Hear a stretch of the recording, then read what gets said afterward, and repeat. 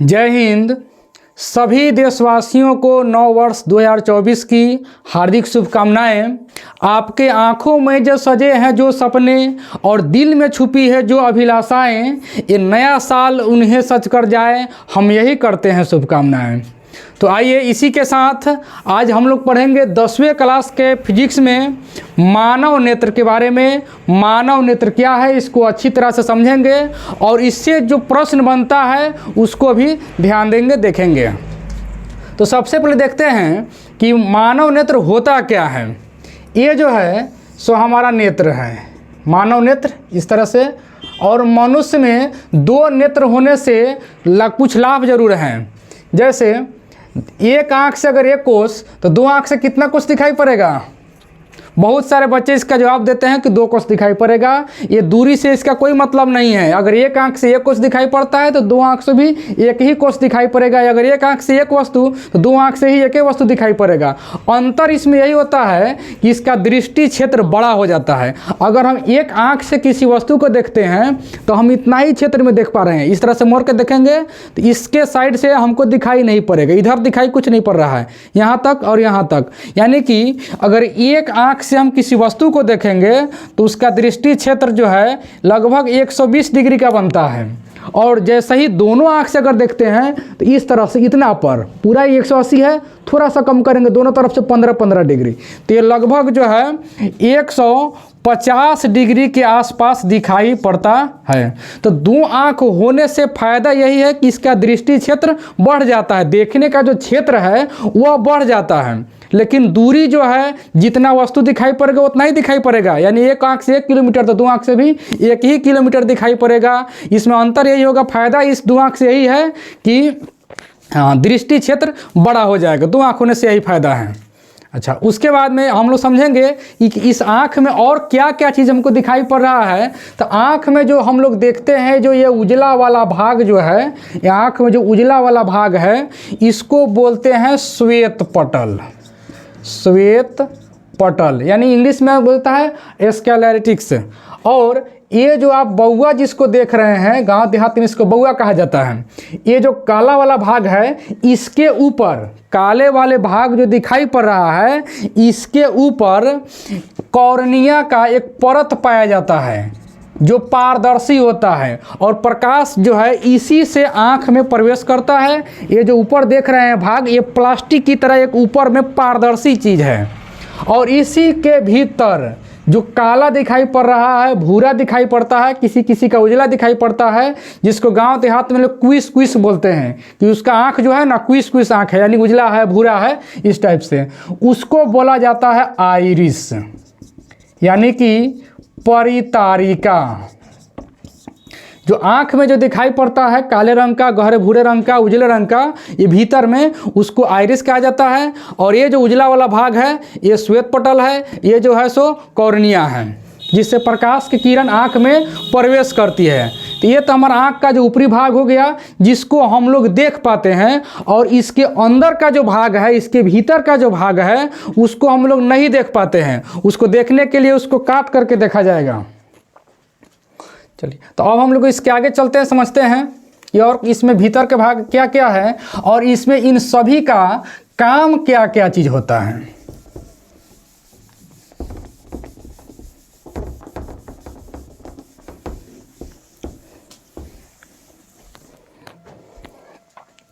अब देखा जाए, आँख की आकृति लगभग गोलीय है, पूरा गोलीय नहीं है, लगभग गोलीय है। और यहाँ पर हम लोग बना लेते हैं इस तरह से। और ये जो बनाएंगे यहाँ कटिंग इसके सामने नहीं रखेंगे, थोड़ा सा कुछ नीचे और ले आएंगे उसको।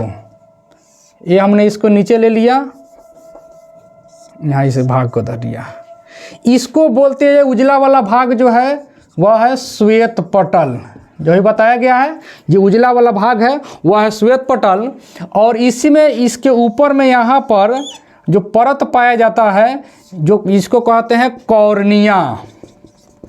इस कॉर्निया से ही प्रकाश की किरण आँख में प्रवेश करती है। और इसी के भीतर में जो पाया जाता है गहरा भूरे रंग का, काले रंग का, वह उसको कहा जाता है आइरिस यानी कि परितारिका। और यहाँ जो है एक ये जो है पुतली यहाँ जुड़ी रहती है, इसको बोला जाता है पुतली।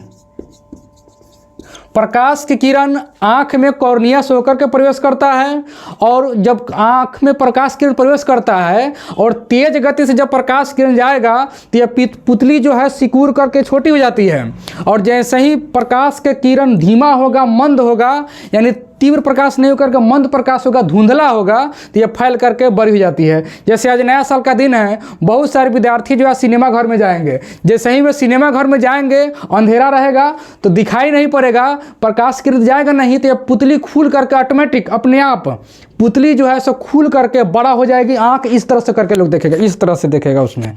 और जैसे ही उस सिनेमा घर से बाहर आएंगे, बाहर में प्रकाश तेज रहेगा, तो फिर आँख उनका चकाचौंध महसूस होगा, तो फिर आँख को ऐसे बंद करेंगे और ये जो पुतली है सिकुड़ करके छोटी हो जाएगी। सॉरी, जब हाँ प्रकाश से तीव्र आएगा तो सिकुड़ छोटी हो जाएगी, और जब प्रकाश का मंद रहेगा तो खुल करके बड़ी हो जाती है।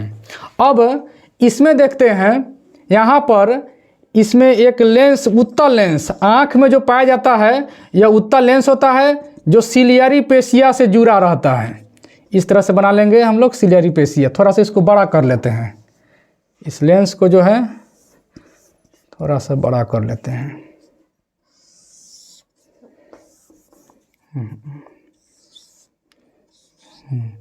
इसे बोला जाता है सिलियरी पेशियाँ, सिलियरी पेशियाँ। इसी से लेंस जुड़ा रहता है, और आँख में जो पाया जाने वाला लेंस है वह उत्तल लेंस है। आँख में जो भी लेंस पाया जाता है वो कौन सा लेंस है? उत्तल लेंस है। श्वेत पटल के नीचे एक इस तरह से भाग होता है, इसको बोलते हैं हम लोग कोरायड। कोरायड इसका काम होता है कि जब आँख में प्रकाश की किरण प्रवेश करे तो वे बाहर नहीं निकले। अगर बाहर निकल जाएगा तो प्रतिबिंब नहीं बनेगा, तो बाहर नहीं निकले उसको रोकने के काम कौन करता है? कोराइड करता है। कोराइड का यही काम है कि कोई भी प्रकाश किरण अगर आँख में आप प्रवेश करती है तो वह बाहर नहीं जाए। और इसी के नीचे एक भाग होता है जिसको यहाँ से थोड़ा सा मुड़ा हुआ रहेगा, यहाँ पर हल्का सा मुड़ा हुआ रहता है। इस तरह से बना लेंगे, जिसको मुड़ा हुआ भाग यहाँ बढ़ता देंगे इस तरह से, और यहाँ पर इस तरह से मिला देंगे, इस तरह से ऐसे। इसको बोलते हैं रेटिना। रेटिना। और आँख में प्रतिबिंब रेटिना पर ही बनता है। इसको हिंदी में बोलते हैं दृष्टि पटल। इससे दिखाई पड़ता है। आँख में फोटो जो है, प्रतिबिंब जो है रेटिना पर ही बनता है। ठीक, और यहाँ तक तो हम लोग समझ गए कि आँख में प्रकाश किरण कॉर्निया के माध्यम से प्रवेश करता है, और ये जो काला वाला जो भाग है उसको आइरिस यानी कि परितारिका कहा जाता है। और वो जो परितारिका जो है पुतली से जुड़ी हुई रहती है, और जब तीव्र प्रकाश से पड़ता है तो यह मंद सिकुड़ करके छोटी जाती है। जब प्रकाश मंद होती है तो यह खुल करके बड़ी हो जाती है। अब इसमें हम लोग देखें कि यह श्वेत पटल है, इसके बगल में कोराइड होता है जो प्रकाश किरण को रोकने का काम करता है। इसके बगल में जो है सो रेटिना भीतर में पाया जाता है, जिस पर किसी वस्तु का प्रतिबिंब बनता है, और वह जो प्रतिबिंब बनता है वह वास्तविक और उल्टा होता है। रेटिना पर किसी वस्तु का प्रतिबिंब वास्तविक और उल्टा होता है, लेकिन हमारा मस्तिष्क जो है उसको सीधा दिखाने का काम करता है। अच्छा, अब यहाँ इसमें जो है, यहाँ पर एक होता है एक्वस ह्यूमर, और यहाँ पर होता है वर्टियस ह्यूमर। इसमें जो है सो एक यहाँ पर जुड़ा रहता है, इसको बोलते हैं अश्रु ग्लैंड। यहीं पर हमको बनाने लायक था, यहाँ पर एक अश्रु ग्लैंड रहता है जुड़ा हुआ। यहाँ लिख देते हैं अश्रु ग्लैंड। इसका काम यही होता है कि जब आँख में आंसू बनाने का काम यही करता है अश्रु ग्लैंड, और कचाव दौरों के कारण आंसू का जो है वो क्या कहते हैं, स्वाद जो कहते हैं नमकीन टाइप का होता है। अश्रु ग्लैंड इसके बारे में समझते हैं, यह छोटे बच्चों में या किसी आदमी में नहीं पाया जाता है। ये अक्सर पुरुषों में ऐसा कमी देखने को मिलता है, महिलाओं में ऐसा नहीं होता है। महिलाओं में अश्रुगण अधिकतम पाया जाता है, इसलिए देखा जाता है कि महिलाएं बात बात पर रोने लगती है और आंसू चुआने लगती है, लोर चुआने लगती है। लेकिन पुरुषों में ऐसा नहीं होता है। कभी कभी देखा गया है कोई छोटा बच्चा है, वो किसी कारण से रो रहा है या किसी दो थप्पड़ मार दिया जाता है, रोने लगता है, तो खूब चिल्लाएगा, खूब काँ काँ करेगा, लेकिन उसके आँख से आंसू ही नहीं आएगा। आंसू नहीं आने के कारण यही अश्रुगलन। अब उसमें अश्रुगलन है ही नहीं है तो आंसू कहाँ से आएगा? रहेगा तब ना आंसू आएगा। अच्छा, अब देखते हैं रेटिना के लिए। रेटिना में जो यहाँ मुड़ा हुआ भाग है, यहाँ पर होता है पीत बिंदु। यहाँ पर जो होता है वह होता है पीत बिंदु, और इस पीत बिंदु में दो भाग होते हैं, एक होते हैं छौर और एक होते हैं शंकु, जिसकी आकृति लगभग जो है इस टाइप से होती है। ऐसा ही इसका आकृति माना गया है इसमें। और यहाँ जो बनाए, ये जो कटिंग जो देख रहे हैं बीच में जो मिला हुआ है, यहाँ होता है अंध बिंदु। अंध बिंदु। अब इस छौर और शंकु के बारे में समझेंगे, इससे क्वेश्चन बनता है, प्रश्न बनता है इससे।